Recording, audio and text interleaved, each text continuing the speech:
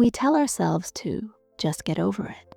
But what if the thing we're trying to get over is still living inside us, pulling the strings in ways we don't even see? It's not a memory you recall. It's a ghost in the machine of your daily life. Today, we're not talking about the dramatic flashbacks you see in movies. We're talking about the quiet echoes of pain, the subtle habits and reflexes that you might just think of as quirks or part of your personality. These are the things you do every day, the invisible scripts running in the background. And today we're going to shed some light on them. Here are 9 things you might do that are actually common trauma responses. Number 1, extreme people-pleasing. This isn't just about being nice. This is a deep, compulsive need to make everyone around you happy, often at your own expense. You might find yourself agreeing to things you don't want to do, laughing at jokes you don't find funny, or even changing your opinions to match the person you're talking to. On the surface, it looks like kindness, but underneath it's a survival strategy. For a nervous system that has experienced trauma, a displeased person can register as a threat.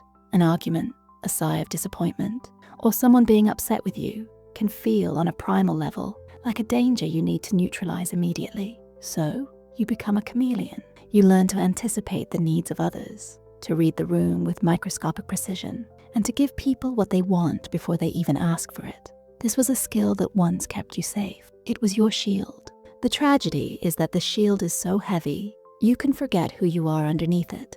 It's the subconscious belief that your authentic self is not safe to show to the world. Number 2, zoning out or feeling detached. Do you ever find yourself staring into space, and minutes have gone by without you noticing? Or maybe you feel like you're watching your own life from outside your body, like a movie. This is called dissociation, and it's the mind's ultimate escape hatch. When reality becomes too overwhelming, too painful, or too frightening, the brain can just check out. It disconnects from the present moment to protect you from the full impact of the experience. As a child, this might have been the only way to endure a chaotic home environment. It was a superpower that made you invisible, that allowed you to retreat to a safe place inside your own mind. But now, as an adult, that superpower might activate when you're not in danger. It might happen during a stressful meeting, a difficult conversation, or even just a quiet moment alone. It can make you feel foggy, disconnected, and rob you of the richness of the present moment. The body is here, but the mind is somewhere else, still following an old escape route from a danger that has long since passed. Number 3, being constantly on edge or easily startled. Do you jump out of your skin when a door slams? Does your heart pound if someone comes up behind you unexpectedly? This is more than just being jumpy. It's called hypervigilance. It's like your body's alarm system has been turned up to the maximum setting and the off switch is broken. A nervous system shaped by trauma is constantly scanning the environment for threats. It's learned that the world can be an unpredictable and dangerous place, so it stays on high alert, ready to react at a moment's notice. This state of readiness is exhausting. It drains your energy, makes it hard to relax, and can lead to chronic anxiety and sleep problems. You might be physically safe in your home, but your body is still living in a war zone. It doesn't distinguish between a loud noise and a genuine threat, because in the past, they might have been the same thing. True peace feels foreign because your internal soldiers have never been told the war is over. Number 4, the inability to say no. This is a close cousin of people-pleasing, but it's more specific. This is the profound difficulty, or even the terror, of setting a boundary. Saying no might feel like you are starting a conflict, disappointing someone, or risking abandonment. So instead, you say yes. You say yes to extra work, yes to social events you want to escape, yes to requests that drain your time and energy. This response often comes from a place where your no was not respected in the past. Perhaps saying no led to punishment, anger, or the withdrawal of love. You learned that your survival and your worth were tied to your compliance. Your boundaries were seen as a challenge, so you learned not to have them. Today, even with safe people, the act of saying no can trigger a deep, primal fear. Every yes feels like you're paying a little bit of a debt you feel you can never fully repay. But the cost is your own well-being. Your value is not determined by your utility to others. Number 5, relentless perfectionism. Perfectionism is often praised in our society, but for many, it's a trauma response rooted in a desperate need for control. When your external world was chaotic, unpredictable or unsafe, focusing on making your own small corner of the world perfect was a way to feel in control of something. If you could just get the grades, keep the room clean, or be the perfect child, maybe you could prevent bad things from happening. The underlying belief is, if I am perfect, I will be safe. If I am perfect, I will be loved. If I am perfect, I cannot be criticized or hurt. This creates a crushing pressure to never make a mistake. A small error isn't just an error. It feels like a total failure that invites disaster. This isn't about high standards. It's about fear. The pursuit of perfection isn't a joyful creation. It's a frantic effort to outrun the ghosts of chaos and criticism. It's the belief that your worth is earned, not inherent.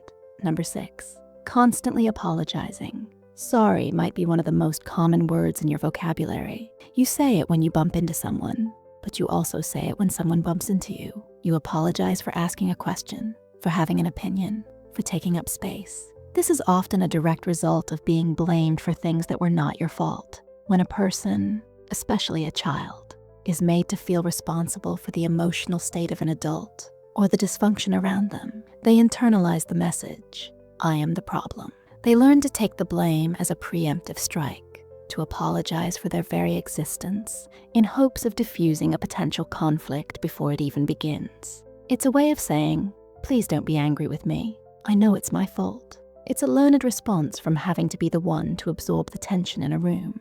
You carry the weight of other people's actions because you were once taught that their storms were your fault. Number 7, chronic procrastination or a fear of starting. We often label procrastination as laziness, but for many, it's a symptom of being paralyzed by fear. This is especially true for survivors of trauma. The act of starting a new task, project, or even a simple chore can be overwhelming. Why? Because starting something means you could do it wrong, and doing it wrong could lead to criticism, punishment, or failure, all things that your nervous system is wired to see as a major threat. This isn't laziness. It's a profound state of being stuck. It's the freeze response in action. Rather than risk doing it imperfectly, it feels safer to not do it at all. The anxiety associated with the potential negative outcome is so great that your brain and body put on the brakes. You might want to be productive, you might beat yourself up for not doing the thing, but the subconscious fear is stronger. It's a silent internal battle between your desire to move forward and a deep-seated need to stay safe from potential failure. Number 8, sudden and intense bursts of anger. Do you ever find yourself going from 0 to 100 in anger over something seemingly small? The driver cuts you off, someone makes a casual comment, and you feel a volcanic rage that feels disproportionate to the situation. This is often the fight response coming out sideways. When you've had to suppress your anger and your voice for a long time to survive, that energy doesn't just disappear, it gets bottled up. Then, when a modern-day situation feels even slightly reminiscent of a past injustice, of being dismissed, controlled, or threatened, the cap can blow off. The rage that comes out isn't just about the person who cut you off in traffic. It's the rage you couldn't express when your boundaries were crossed years ago. It's the righteous anger of your younger self finally getting a voice, even if it's at the wrong time and place. It's a powerful protective energy that never got to do its job, and it's still trying to fight old battles. Number 9, a persistent feeling of shame. This is perhaps the deepest and most painful response of all. Shame is not guilt. Guilt says, I did something bad. Shame says, I am bad. It is a core belief that you are fundamentally flawed, broken, or unworthy of love and belonging. Trauma, especially trauma that happens in childhood or is caused by people who were supposed to care for you, leaves this deep wound. The mind tries to make sense of senseless events, and often the easiest conclusion is,